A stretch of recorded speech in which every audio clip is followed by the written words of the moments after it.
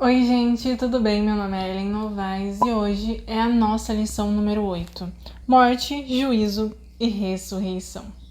Na lição desta semana a gente vai estudar o capítulo 7 de Daniel e o capítulo 20 do versículo 11 a 15 de Apocalipse. Esses textos são muito importantes para que a gente consiga compreender um pouco mais sobre o juízo de Deus, sobre a morte e a ressurreição. Muitas vezes eu recebo perguntas em relação à ressurreição, como por exemplo, se nós vamos reconhecer as pessoas, os nossos amigos, se nós vamos reconhecer a nossa família, se nós vamos saber quem é quem. Também recebo outras perguntas em relação a esses assuntos, mas na lição desta semana a gente vai entender alguns detalhes do juízo, da ressurreição e até mesmo da morte. Então fica até o final desse vídeo porque aqui só tem coisa boa. Para iniciar o nosso estudo, eu vou ler 2 versículos do capítulo 7 de Daniel, para que você consiga entender algumas coisas e o contexto desse capítulo. Lá diz o seguinte: Continuei olhando até que foram postos uns tronos,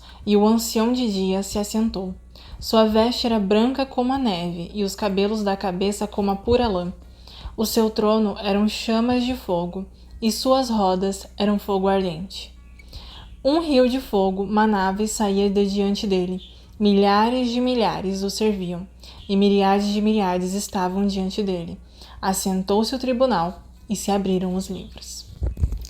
Acho que você conseguiu captar sobre o que se trata esses versículos, né? Essa visão se trata do juízo de Deus. Só que eu acredito que você deve saber que existem 3 fases do juízo.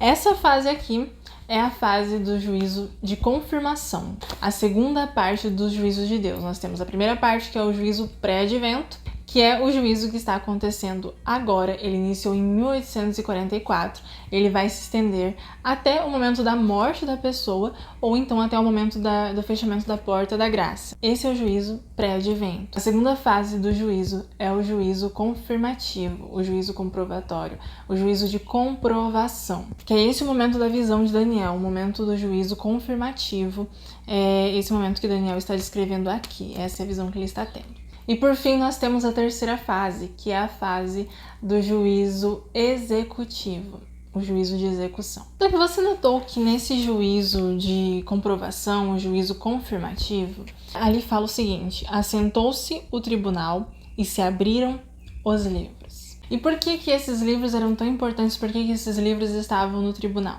Vamos entender um pouquinho mais sobre esses livros? É interessante a gente notar que ali na lição dessa semana, na ilustração de sábado, a gente vê uma pessoa desesperada porque ela perdeu as fotos, os vídeos, todas as lembranças que estavam guardadas no computador dele. E aí nós vemos a esposa dele chegando falando: não se preocupe, querido, porque eu fiz o backup em nosso HD. E por isso, ele não tinha perdido todas as fotos. Isso já aconteceu comigo, inclusive não faz muito tempo, esses dias mesmo, eu perdi várias fotos importantes. E infelizmente eu não fiz o backup, então eu realmente perdi. É muito complicado quando a gente perde algo que pra gente era muito importante, não é mesmo? É muito complicado quando a gente sabe que é difícil recuperar o negócio, que a gente não fez o que a gente deveria ter feito, que a gente não deveria ter guardado com mais cuidado. Mas não é sobre tecnologia que nós estamos falando aqui.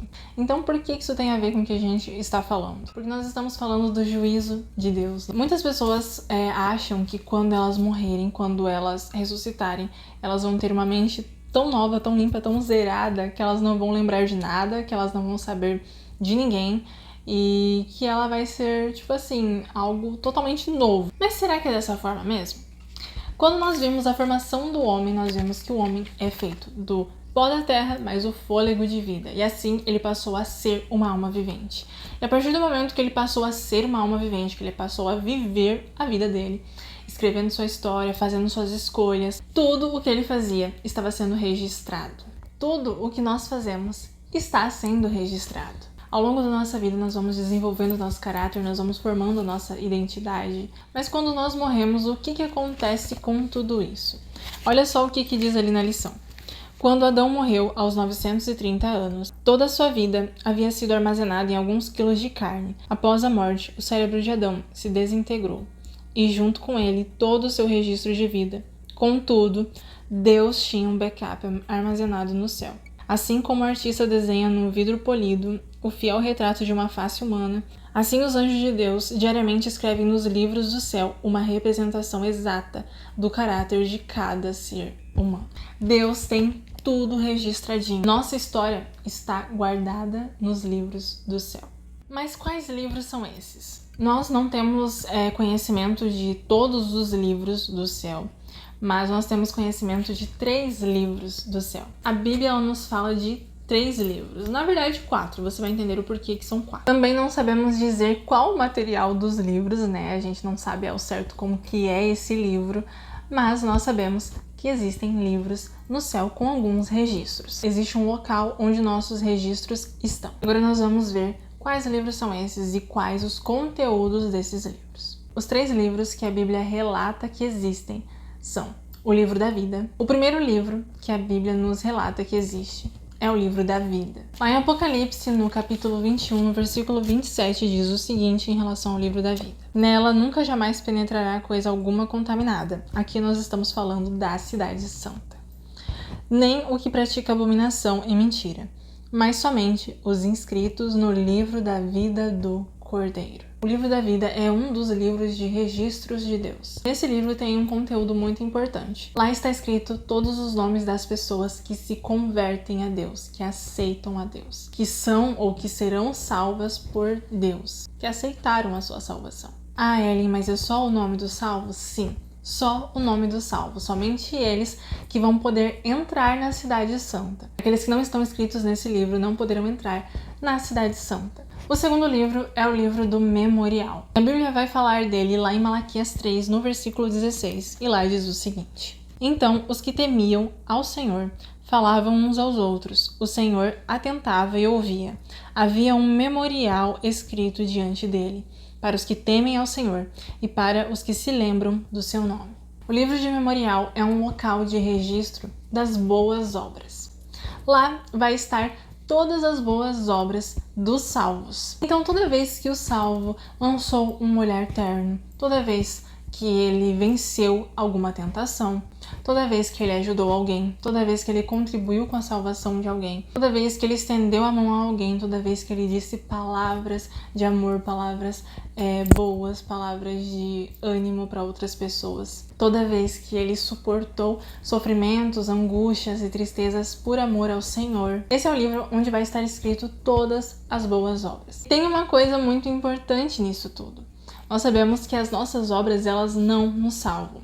Mas você notou que existe um livro onde está sendo escrito todas as nossas boas obras? Isso mostra que elas são importantes. Por isso que, primeiramente, é escrito o nome dos salvos no livro da vida. Todos aqueles que aceitaram a Cristo Jesus.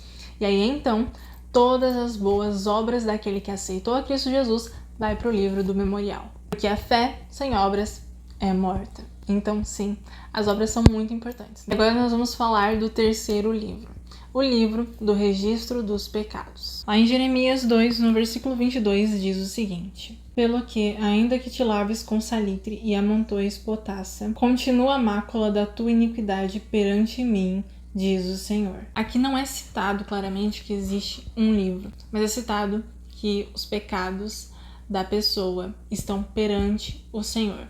E lá em Apocalipse, no capítulo 20, no versículo 12, diz assim: Vi também os mortos, os grandes e os pequenos, postos em pé diante do trono.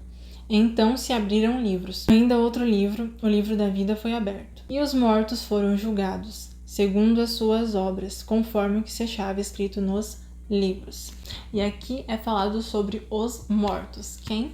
Os perdidos. Porque os salvos, eles vão estar com Deus durante 1000 anos no juízo confirmativo, que é o momento em que os livros vão ser abertos para poder ver os pecados, as boas obras. Eles vão estar com Deus no céu, vendo todos os registros, abrindo os livros de registros em que eles vão saber o porquê que a pessoa está no céu, o porquê que ela não está no céu. É o juízo confirmativo, o juízo comprobatório. Esse juízo de confirmação é o juízo que justifica o caráter de Deus, que mostra que Deus estava e está certo. Então, esse livro de registro dos pecados, obviamente, é o livro de registro dos pecados, as más obras, as coisas ruins, as vezes que a pessoa deixou de ouvir a voz do Espírito Santo, em que a pessoa endureceu o coração, em que a pessoa disse não para a voz do Espírito Santo, em que ela fez mal a alguém, em que ela mentiu e tudo mais. Os perdidos serão julgados de acordo com esse livro, porque eles não aceitaram a salvação. Então, por eles não terem aceitado a salvação, eles não estão no livro da vida. O nome deles não está escrito no livro da vida.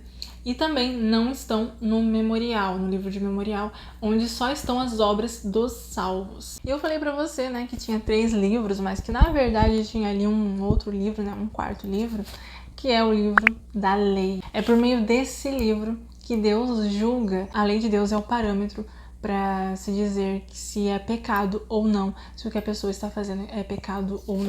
E esse livro é o livro que a gente tem acesso hoje, né? Nós sabemos o que é certo e o que é errado, nós sabemos o que é pecado e o que não é. E aí, depois do juízo confirmativo, que é o juízo em que vai ser abertos todos os livros, em que nós vamos descobrir o porquê que as pessoas estão lá, as pessoas que a gente não imaginava, as pessoas que nós imaginávamos muitas vezes não vão estar lá, a gente vai descobrir. E então vem o juízo executivo, que é o juízo final mesmo. É ali que os perdidos vão ser lançados no fogo.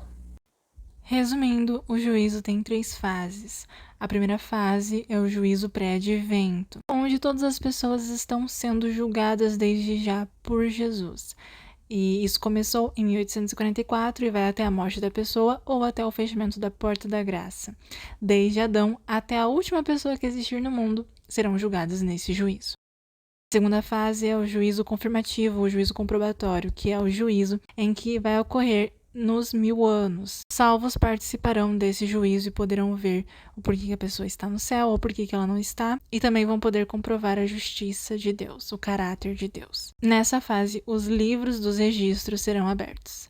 A terceira fase é a fase do juízo executivo, em que os salvos descerão com Jesus na Cidade Santa e os perdidos vão ressuscitar e tentarão atacar a Cidade Santa, mas, obviamente, eles não terão sucesso com isso e eles serão jogados no lago de fogo e destruídos completamente. É importante a gente lembrar de tudo isso, que aqueles que estão com seus nomes no livro da vida, os salvos, eles vão ser restaurados e totalmente transformados, mas a sua identidade, o seu caráter vão permanecer com eles. Você terá as suas características, eu terei as minhas características, nós teremos a nossa identidade, nós vamos ter várias lembranças, nós vamos sim reconhecer as pessoas que estão no céu. É claro que Deus vai nos transformar, nosso corpo vai ser glorificado, nossa mente vai ser transformada, não vamos ter pensamentos ruins, não vamos ter tendência para o que é ruim, mas ainda assim teremos a nossa identidade, o nosso caráter. Claro que melhorado, né? Perfeito. Mas a volta de Jesus não vai fazer com que você tenha amnésia, não vai te deixar com Alzheimer. Você vai sim lembrar de muitas coisas, inclusive dos seus amigos, dos seus entes queridos, dos seus familiares. Até porque no juízo confirmativo você vai ler os livros, né? Vai ver os registros. Você vai lembrar da pessoa. E aí fica a questão que até mesmo me fez pensar muito nessa lição. Em que livro estão os seus registros? Será que você está no livro da vida? Será que seu nome já está escrito no livro da vida? Será que as suas boas obras estão no memorial de Deus? Ou será que a sua vida está sendo registrada no livro dos pecados? Lembre-se que mesmo que algo passe desapercebido por alguém, que mesmo que as pessoas não vejam, que mesmo que pareça que ninguém está sabendo de nada, o céu está sabendo. Está tudo registrado nos livros de Deus. Tudo em seu devido local, mas está sendo registrado. Cada palavra, cada ato, cada pensamento ruim não reprimido, cada olhar, cada atitude, tudo está sendo registrado por Deus. Existe um histórico da nossa vida lá. O que você quer que esteja no seu histórico? Será que a forma como você está vivendo hoje, a forma como você realmente quer que esteja registrado nos livros de Deus? Quais atos você quer que esteja no seu histórico? Não se esqueça que para entrar no céu, só vai entrar quem estiver escrito no livro da vida. E para isso é necessário arrependimento, para isso é necessário aceitação do sacrifício de Jesus, aceitar a Cristo Jesus como Senhor e Salvador. E também viver de acordo com a lei de Deus, viver de acordo com os ensinamentos, com os mandamentos de Deus. Não viva no automático. Entregue sua vida ao Senhor. Pense antes de cada ato, pense antes de qualquer palavra dita. E viva de acordo com a vontade do Senhor. Deseja você estar na primeira ressurreição, que é a ressurreição dos salvos, ou na segunda ressurreição, que é a ressurreição dos perdidos? O que você escolhe para você? O que você escolhe para sua vida? O que você escolhe para sua eternidade? A escolha é agora. Vamos orar? Senhor, obrigada pela lição de hoje. Obrigada, Senhor, pela grande esperança de que um dia estaremos com o Senhor, de que um dia faremos parte do juízo confirmativo, em que podemos ver o quanto o Senhor é justo, podemos entender cada vez mais os seus mistérios e aquilo que o Senhor tem ou teve para cada um de nós. Obrigada, Senhor, por tudo. Obrigada por essa esperança que nós possamos aceitar todos os dias a Ti, em nome de Jesus. Amém. E é isso, espero você na próxima lição, a lição número 9. Não se esqueça de se inscrever no canal, de compartilhar esse vídeo com a sua classe e de deixar o seu like. Tchau!